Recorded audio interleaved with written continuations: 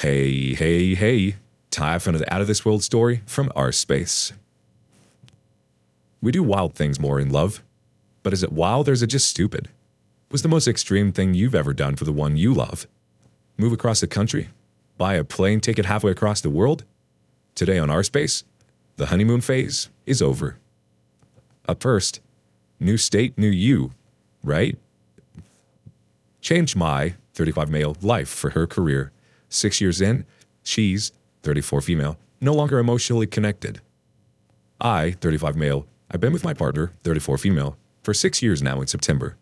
We recently last year October moved across the country because she wanted a career change. Since then, she's regretted the decision multiple times.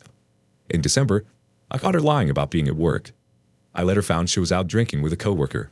She then promised she would set boundaries on the relationship and it would not continue. Then, in March, we get into an argument, something silly about a movie. I then found her upstairs talking to this same person, talking about our relationship. She broke up with me and then went on a drinking bender. She ended up at the hospital because she fell and then was forced to go to a mental health facility to help with her drinking addiction. Since then, things have been good. She has started taking antidepressant pills to help alleviate her anxiety and depression. 2 weeks ago, a game I have been looking forward to for a few years finally came out, so I've been playing quite a bit. She approached me on this last Friday, stating she would like me to cut down, and that it is causing her to feel emotionally disconnected. I did cut back a bit, but she worked the weekend, so did play while she was away. Fast forward to yesterday. I was paying our phone bill and realized she has been talking on the phone with the original coworker for hours on end at night, where she states she is tired and heading to bed. That only started the day after she brought up her feelings. I brought it up to her, as she stated it was because he was going to a breakup and needed someone to talk to. She then admitted she also reached out to him about me and not being emotionally connected anymore. She states he is just a friend and her only friend in this new state, but I feel as though it is emotional cheating. I brought that up to her before and originally admitted it wasn't fair to meet. I know, I should just give it up, right? I just don't know what to do. I love her so much. I feel completely blindsided by this. I work from home, so I haven't met a single person in this new state.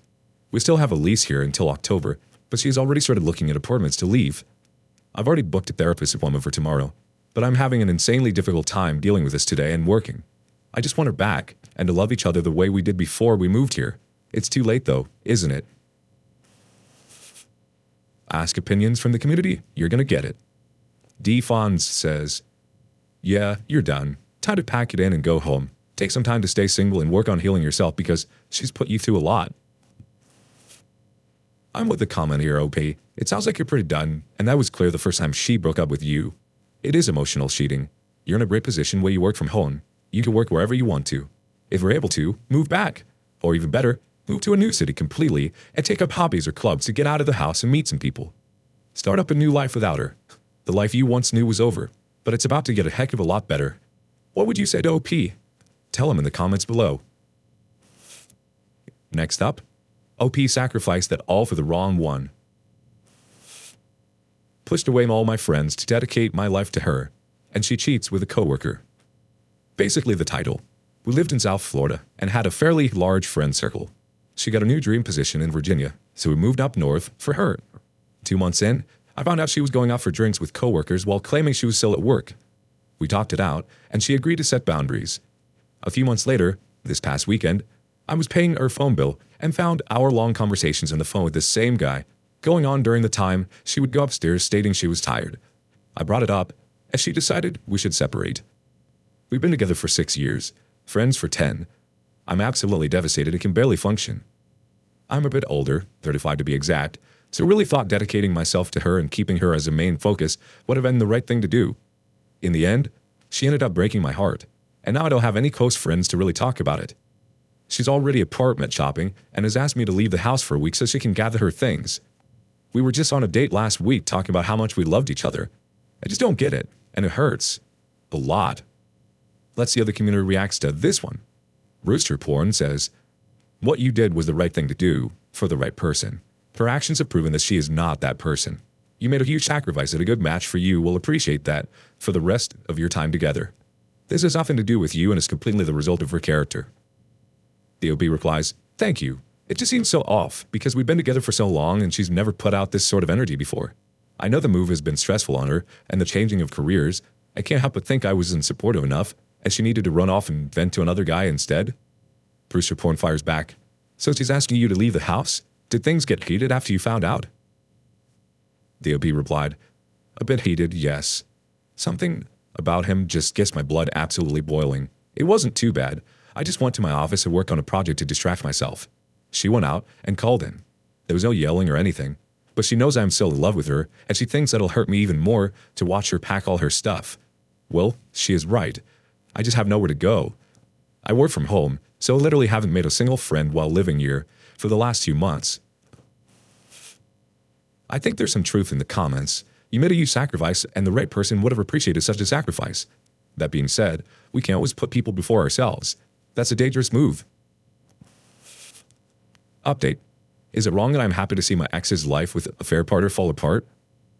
I, 35 male, know the healthy thing is not to care at all, but it has only been 3 weeks now.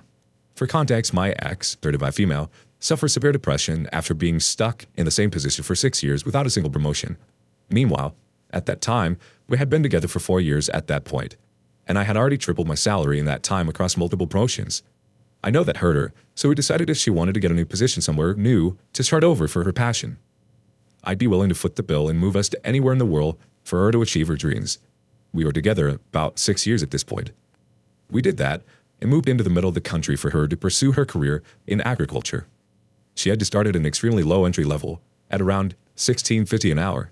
This was never an issue though, because I paid all the bills and was quite comfortable doing so. Long story short, she started to have an affair with a coworker.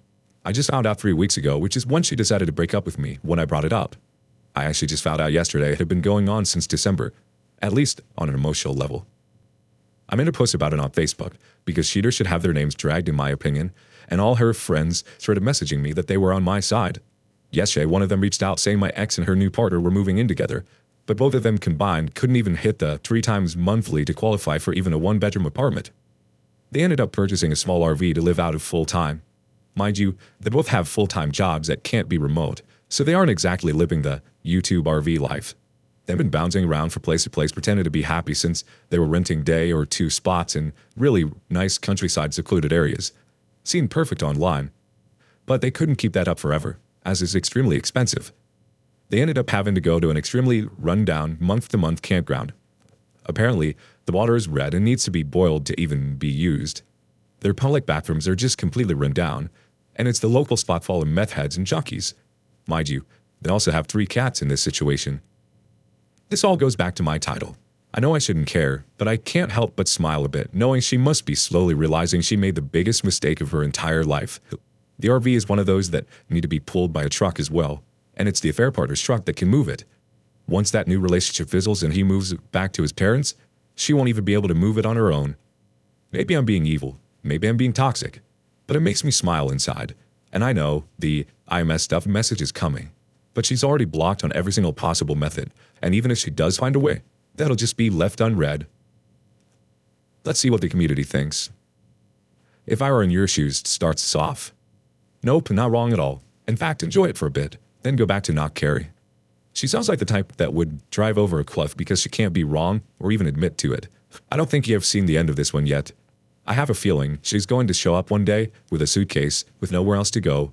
That will be when a smile hits your face because you have a new woman over, and that will be the moment every decision she made hit her like a boulder. The OP replies, I agree, and it's going to suck for her. All the locks have already been changed with approval from the landlord, and I'm heading back to South Florida this weekend. Ironically, the last text I got from her before I found out about the cheating was her car was making a bunch of weird noises. Raven Lyron says, wow, man, she did not think this through. Please update us once you get the "I messed up" message. I'm really curious about what she has to say or justify it. The OB replies, absolutely. It's funny, but also hilarious how she tags him in memes and such online to act like they're having such a great time. I forgot to mention as well, he also had a girlfriend at the time during all of it, so they both cheated. Only difference is, he is in his hometown, and she is 1,500 miles away from any of her friends. Which probably wouldn't help anyway, as she's abandoned every single person in her life at this point. Even her mother called me absolutely crying to keep the door open and not close it completely for the future. I don't think it's wrong, OP. It can be validating to see your ex not do so hot after they broke your heart. Obviously, you were too good for them, and seeing them suffer only proves that. Thoughts? Lastly, 2 tickets to paradise. Or 2 tickets to realizing cheese is not the one, bro. Ex cheats on me before I take her on a week-long Portugal trip. The only reason I'm posting this now is because I'm just getting over her, a year and a half later. The story starts off with butterflies and ends with demons, so before you read any further thought, I'd give the luxury of sobbing now. Also quite a long read. We went to Portugal for my oldest brother's wedding. So my ex, 27 female, we will call her Karen, and myself, 25 male, met through some friends and headed off immediately. We then spent every day together for the next 6 months, which I think was part of the problem. The first few months were wonderful, rainbows and butterflies. She was the first one to use the L word, but it took me a couple of weeks after to say it back. One night, probably 3 months into the relationship, we go over to my parents' house to eat with my family and some friends. Everything is going swell up until we leave. I tell her bye, think she was going back to her dad's house because she still lived there, and she comes up to me and says, "The honeymoon phase is now over." At that point, I'm shocked and confused by this statement. 1, I'm not even sure what that means, and 2, why does it ever have to be over? I ask her what that meant, and she responds with, "Oh, it means we will have fights now, and not everything would be happy-go-lucky." Now I'm just frustrated and should have seen the red flag, but I was blinded by love. I ignore the statement and forget about it. But things do get worse. The next couple of months are not terrible, but way different than the beginning. Stuff that never bothered her before now bothers her. For example, I was planning on building a tiny home, approximately 800 square feet, before she ever came into the picture. And now she is complaining how small it will be, and it's not the way she likes it. I'm not kidding, she got pissed at me for not planning a house how she wanted it. This is like 4 months into the relationship. Another red flag, but again, blinded by love. Things continue like this up until the Portugal trip. I tried to save the relationship and do things like take her to the islands for a picnic, or get her flowers and stuff like that, but nothing seemed to help. About a week before the Portugal trip, I decided to take her to one of our local islands on the coast for a picnic booze cruise. We were packing picnic stuff for the boat, and out of nowhere she starts screaming at me because I took a glance at the TV while she was talking. College football was on. I'm still paying attention to her, but just took a glance over. We get in a huge argument and almost don't make it to the island. But I apologize, we end up going out on the water. This is where I deeply regret my decision. We set up the picnic as she starts to cry. I try to comfort her, but she is pushing me away. I ask, "What's wrong?" She answers with, "I am certain to have feelings for my ex." Man, if I had left her on that island stranded, it would have been the best decision I ever made in my life. But the dummy I am, I try to talk it through. Lots of emotion, crying, screaming, and whatever else to come to the conclusion that we will be okay. We get home and discuss our plans for Portugal. And I said the ticket is yours, it has your name on it. You've never been out of the country, so I want you to go. So the next week, we fly out to Portugal for my brother's wedding. Portugal is an effing dream, I tell you what. The first day we went on an 80-foot catamaran to booze cruise around. For the rehearsal dinner, we had a top 5 boutique hotel in the world. Whatever the hell that means, it was superb. Then, the wedding is at an abandoned palace. Long story short, the trip was epic, apart from Karen. So everyone at the wedding ate a 4-course meal together, and at about the 3rd course, things went south. Everyone is having a blast and emotions are flying around. My sister-in-law, different one than the bride at this time, sorry, I have 3 older brothers, gets super emotional about her father that might not be at her wedding since he was a little older. My sister-in-law then asked Karen if she could have some of her wine and go to the bathroom. Karen says something extremely rude, although I think she was kidding, but something like, "No, witch, get your own." My sister-in-law, thankfully, did not cause a scene there, but ran to the basement. 5 or so minutes to go by, and Karen says to me, "They probably should apologize." And I'm like, "Yeah, get your butt down there." I thought everything would be okay, but little did I know, this would ruin my brother's wedding for me. Close to 30 minutes go by, and I have no idea what is going on, so I decided to check it out. I passed my sister-in-law on the way down and asked where Karen is, and she said she was probably still in the basement. I go down and she is bawling her eyes out. I try to comfort her and be there and have empathy, but of course nothing works. This goes on for at least an hour, missing my brother's first dance and cake cutting. I'm frustrated at this point and finally get her to go up to the dance floor to have some fun. The rest of the night was great and a lot of fun. The next day, things were a little awkward for Karen. She was shut off by my sister-in-laws, and my family was not too friendly either, but it is her last day. My travel home just continues the Karen saga. We get extremely delayed and end up staying the night at the airport. Karen wants to critique everything I do, including what food I get or where I sleep and stuff like that. For 36 bloody hours, I had to deal with this. The way there, our travel time was 16 hours, but we eventually got home. We get home and I think everything is fine. She asked me to go get lunch. I'm like, cool, yeah, let's do it. We get sushi. I pay. I pay for 99% of everything. And we go back to the car. She then says to me, I cannot do this anymore. I have to break up with you. I'm at a loss for words. The only thing I can say is, get out of my car and find your way home. She continues to try to contact me for weeks, and of course I succumb, but eventually I cut off contact and move away. I was actually planning on moving for the longest time before she came around, but she prolonged my move. About 4 months go by without any contact, until I find out from her now boyfriend that she was cheating on me prior to the Portugal trip. I lose my mind and go into depression that I have never felt before. It sucked for a while there, but I eventually grew the balls to confront her about it. Of course she denies it, but she'll never grow and own the crap she has done. I used to blame myself for all of our fights and problems, but now looking back at it, I know the real reason, which eventually gave me the closure I needed.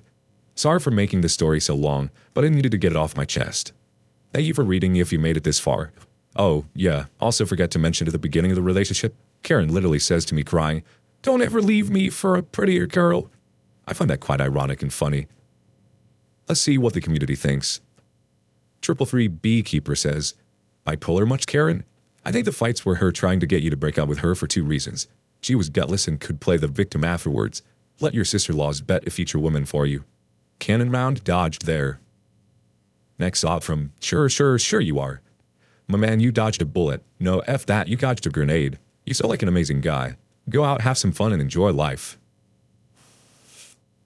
Wow, that was the most expensive way to realize that someone isn't for you. I'm sorry she ruined the wedding for you, OP. You were far too kind in still bringing her to Portugal. I think she knew exactly where this relationship was going as soon as she mentioned that you weren't in the honeymoon phase anymore. She branded it finished when it had only just started. Would you still have taken her to Portugal? Thank you for joining us today on Our Space. Like and subscribe and hit that notification bell so don't miss out on the next video. We'd hate for you to miss it. See you next time.